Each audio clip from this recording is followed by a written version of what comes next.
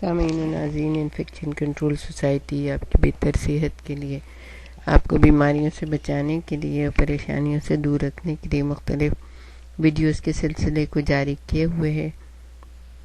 ہم جس سلسلے میں آپ سے گفتگو کر رہے ہیں وہ دل ہے، اور دل کے بارے میں سب کچھ جانتے ہیں۔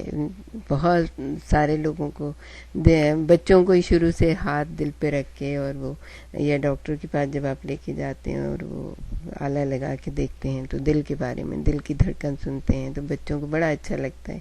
کبھی کبھی وہ خود بھی سنتے ہیں تو بچپن سے ہی محسوس ہو جاتا ہے کہ ہمارے دل، ہمارے جسم میں کوئی ایسی چیز ہے جو مستقل ہل رہی ہوتی ہے، مستقل چل رہی ہوتی ہے، اور یہ اتنی زبردست چیز ہے۔ اور دیکھیں، دنیا کی کوئی مشینری ایسی نہیں ہو سکتی کہ وہ مستقل 24 گھنٹے چلتی رہے، 1 منٹ کے لیے، سیکنڈ کے لیے بھی نہ رکے، اور پھر بھی وہ عرصہ دراز تک آپ کا ساتھ دے۔ بلکہ ہوتا ہی ہے کہ مشینریز کو روک دیا جاتا ہے اور جو ہے اس کو ریسٹ دیا جاتا ہے اس کو، لیکن دل ایک ایسی چیز ہے کہ جو نہ رکتا ہے، نہ تھمتا ہے، نہ آرام کرتا ہے، بلکہ یہ کہ مسلسل تھوڑی دیر آرام اس کو ملتا ہے، یقیناً تھوڑی دیر آرام کرتا ہے وہ، لیکن وہ اتنا کم ہوتا ہے کہ وہ آرام ہمارے تصور سے بھی جیسے کہ باہر ہوتا ہے، کہ اس کو بھی آرام کہا جاتا ہے۔ تو وہ کرتا ہے اور اس کے بعد پھر چلنا شروع ہو جاتا ہے۔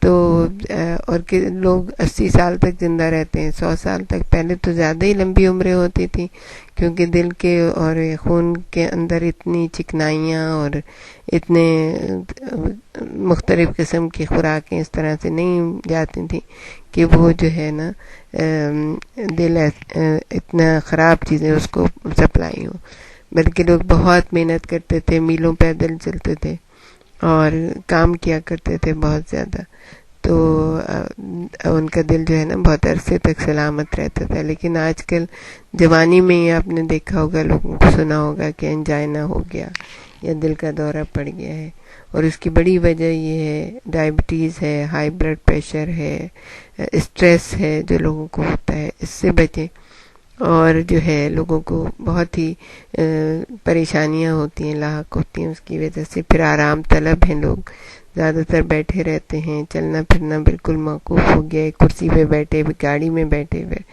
گھر پہنچ گئے وہاں پہ بھی آرام کیا، تو یہ چیزیں بہت تیزی سے پھیل رہی ہیں۔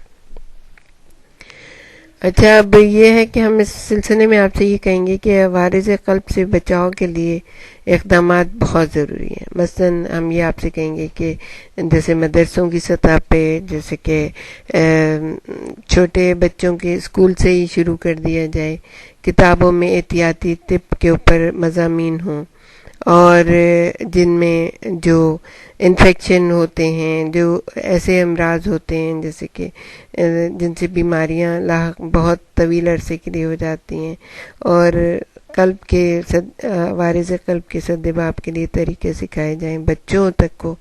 خود صحیح خوراک کی تفصیل ہونی چاہیے اس کے اندر، کہ بھئی خوراک کیسی کھانی چاہیے، تمباکو کے مضر اثرات پر گفتگو ہونی چاہیے، ورزش کے فوائد بتائے جائیں۔ اسی طرح سے اسکولوں میں اور آپ کے جو بھی آپ کے عبادت گاہیں، ادارے ہیں، دفاتر ہیں، ان میں صحت مند رہنے کے طریقوں پر گفتگو ہو، تقاریر ہوں، اور میڈیا بھی اس سلسلے میں ایک اہم کردار ادا کر سکتا ہے۔ اگر ان امراض کی ابتدائی سے بچوں میں شعور پیدا کر دیا جائے اور غذا کیسی کھائی جائے اور یہ سب چیزیں، تو ماؤں کو بھی ایسی تربیت دی جا سکتی ہے اور بچوں کو بھی، تو پھر یہ چیزیں جو ہے نا نہایت فعال کردار ادا کر سکتی ہیں۔ تمام لوگوں کے ذہن میں یہ بات راسخ کی جائے کہ صحت مند رہنا خود ان کی اپنی ذمہ داری ہے۔ لوگ یہ سمجھتے ہیں کہ بھئی یہ گورنمنٹ کی ذمہ داری ہے، گورنمنٹ کے اسپتال بنانا اور اس کے اندر لوگوں کا ڈاکٹرز رکھنا، اور یہ سب گورنمنٹ کی ذمہ داری ہے۔ اگر انسان خود اپنی صحت کو بہتر کرنا چاہے تو آپ دیکھیں اسپتال خالی پڑے رہیں گے، کوئی اسپتال میں جا کے بھی نہیں دیکھے گا۔ اگر اپنی صحت کے بارے میں انہیں علم ہو جائے گا اور اپنے جسم کی مشینری کے بارے میں انہیں علم ہو جائے گا تو کوئی بھی نہیں جائے گا۔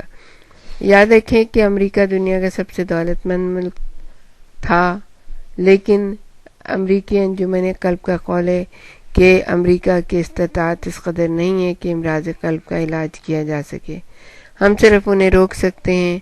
اس سے آپ اندازہ لگا سکتے ہیں کہ ہمارے جیسے ملکوں میں جہاں عمومی امراض کے علاج معالجے کی سہولتیں ہی ناکافی ہیں، وہاں امراض قلب کی صورتحال کیا ہوگی. لہٰذا ہمارا نعرہ صرف احتیاط احتیاط اور صرف احتیاط ہونا چاہیے.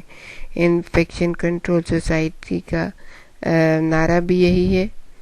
اور کیونکہ غربت کے سبب سے اس ملک میں تو علاج اکثر لوگوں کی استطاعت سے باہر ہوتا چلا جا رہا ہے.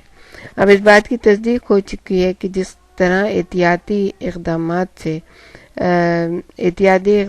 سے جو انفیکشنز ہوتے ہیں، وہ والے امراض جو انفیکشن کی وجہ سے ہوتے ہیں، ان کا سدباب کیا گیا ہے، اس طرح اگر آپ اپنے لائف اسٹائل کو بدل لیں تو اس سے عارض قلب، فالج، کینسر اور ڈائبٹیز کو بھی مؤخر کیا جا سکتا ہے. یعنی لائف سٹائل کے مطلب کیا کہ اگر آپ دیر تک پڑے ہوئے سوتے رہتے ہیں تو آپ صبح سویرے اٹھیں. اگر آپ ایسی کرسی پہ بیٹھ جاتے ہیں تو آپ اٹھیں اور چہل قدمی کریں. اپنا ناشتہ ایسا بنائیں جس میں جو کہ بالکل سمپل ہو، دودھ چکنائی والا نہ ہو اور ایسی چیزیں نہ ہوں اس کے اندر کہ جو آپ کو بیمار ڈال سکتی ہیں یا آپ کے خون کو خراب کر سکتی ہیں. بہت زیادہ میٹھا کھانے سے پرہیز کیجیے تاکہ آپ ڈائبٹیز کے شکار نہ ہوں. یہ بات قابل ذکر ہے کہ ان اقدامات سے اینجیوپلاسٹی اور بائی پاس جراحی کی ضرورت بھی 90% مریضوں میں کم ہو سکتی ہے. اگر ہم نے اس صدا کو نہیں سنا جو ہمیں مسلسل پیغام عمل دے رہی ہے تو مغربی ماہرین قلب کی پیشن گوئی کہیں صحیح ثابت نہ ہو جائے. ان کا کہنا ہے کہ 2020 تک مغرب میں عارضہ قلب میں، عارضہ دل میں یعنی کہ اینجیوپلاسٹی میں 90% کمی آ جائے گی، جبکہ جنوب شرق ایشیا میں 70% اموات کی وجہ یہی امراض قلب ہو جائیں گے. 25 دسمبر کو عالمی یوم قلب ہر سال منایا جاتا ہے.